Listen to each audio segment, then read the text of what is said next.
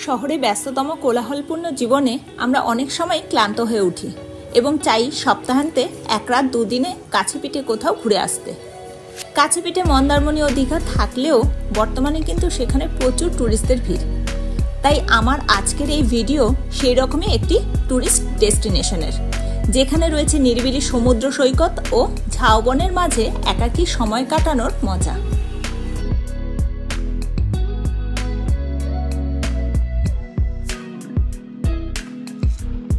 কলকাতার খুব কাছেই রয়েছে সেই অফবিট পপুলার ট্যুরিস্ট ডেস্টিনেশন, নাম হলো দুবলাগুড়ি। এটি আমাদের পাশের রাজ্য উড়িষ্যায় অবস্থিত, যেটি সড়ক ও রেলপথ দুটি দিয়েই খুব সহজেই তোমরা পৌঁছে যেতে পারবে। সড়ক পথে কোলাঘাট, বেলদা, দাঁতন, হলদিপাড়া হয়ে তোমাদের পৌঁছাতে হবে দুবলাগুড়ি। সড়ক পথে কলকাতা থেকে দূরত্ব 250 কিলোমিটারের মতো, যেতে সময় লাগবে প্রায় 5 ঘন্টার কাছাকাছি। আর রেলপথে যেতে চাইলে তোমাদের হাওড়া থেকে বালাসোরগামী যে কোনো ট্রেনে পৌঁছাতে হবে বালাসোর স্টেশন। পৌঁছাতে সময় লাগবে প্রায় 3 থেকে 4 ঘন্টা। রেলপথে বালাসোর পৌঁছানোর জন্য রয়েছে বেশ কয়েকটি ট্রেন।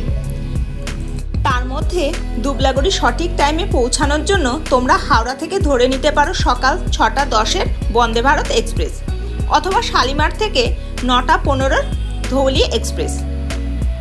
বন্দে ভারত এক্সপ্রেসের ভাড়া 785 টাকা আর ধৌলি এক্সপ্রেসের ভাড়া 120 টাকা। বালাসোর স্টেশন থেকে তোমরা দুবলাগুড়ি পৌঁছানোর জন্য অটো এবং 4 চাকার গাড়ি দুটোই পেয়ে যাবে। অটোতে পড়বে 700 থেকে 800 টাকার মতো, আর ছোট গাড়িতে পড়বে 1000 থেকে 1200 টাকার মতো। আর যদি তোমরা বড় গাড়ি নাও তাহলে 1300 থেকে 1400 টাকার মতো। সময় লাগবে প্রায় 1 থেকে 1.5 ঘন্টা। এছাড়া তোমরা যেই ক্যাম্পে যাচ্ছ সেই ক্যাম্পে বললেও গাড়ি পিকআপের ব্যবস্থা করে দেয়। দুবলাগুড়ি কিভাবে পৌঁছাবে সেটার ডিটেলস তো তোমাদের সাথে আমি শেয়ার করলাম, কিন্তু দুবলাগুড়িতে তোমরা থাকবে কোথায়? যেহেতু এটি একটি অফবিট ট্যুরিস্ট স্পট, তাই থাকার জন্য দীঘা মন্দারমণির মতো অনেক হোটেল বা রিসোর্ট তোমরা এখানে পাবে না। এখানে থাকার জন্য রয়েছে বেশ কয়েকটি ক্যাম্প বা রিসোর্ট, যার কন্ট্যাক্ট নাম্বার আমি স্ক্রিনে শেয়ার করে দিলাম। এগুলোর মধ্যে যে কোনো একটিতেই তোমরা থাকতে পারো। সবগুলো থেকেই কিন্তু হেঁটে অনায়াসে সমুদ্রে পৌঁছানো যায়। এখানে যে কোনো ক্যাম্পে থাকার খরচ per head per day wise হয়। আমরা ছিলাম ওশিয়ান বিচ রিট্রিটে, যেটিতে ছিল টেন্ট, বাম্বু কটেজ, মাড ও ডিলাক্স কটেজ। এখানে থাকার খরচ 1400 থেকে 2700 টাকার মতো পার হেড পার ডে, যাতে তোমরা পেয়ে যাবে welcome drink, lunch, evening snacks, dinner ও সকালের ব্রেকফাস্ট। এই রিসর্টের ওপর ডিটেল ব্লগ রয়েছে আমার চ্যানেলে, এবং ডেসক্রিপশন বক্সে রয়েছে সেই ব্লগের লিঙ্ক, চাইলে তোমরা দেখে নিতে পারো। তোমরা ক্যাম্পে পৌঁছানোর সাথে সাথেই পেয়ে যাবে ওয়েলকাম ড্রিঙ্ক হিসাবে একটি ডাব। তারপর স্নান করে ফ্রেশ হয়ে চলে গেলে লাঞ্চ টেবিলে লাঞ্চ করতে।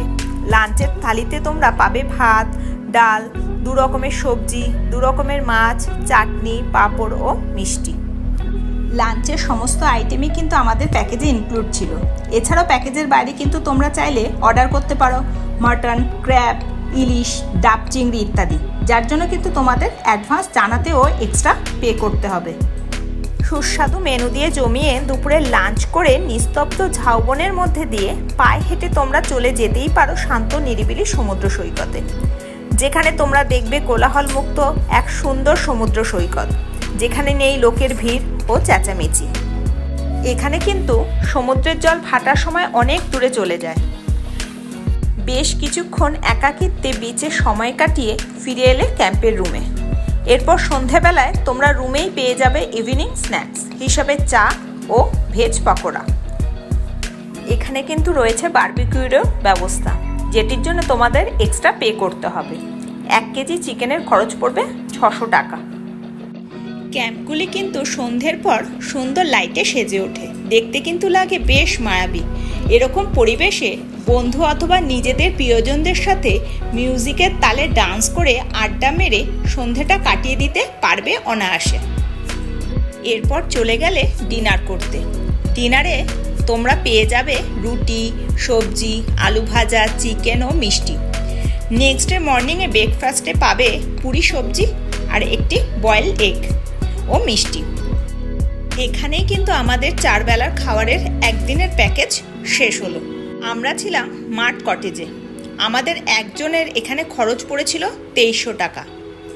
যেই প্রাইসটি কিন্তু সিজন অনুযায়ী আপস অ্যান্ড ডাউন হতে পারে। তো তোমরা যদি কেউ এখানে স্টে করতে চাও তাহলে স্ক্রিনে দেওয়া নাম্বারে ফোন করে জেনে তারপরে বুকিং করবে।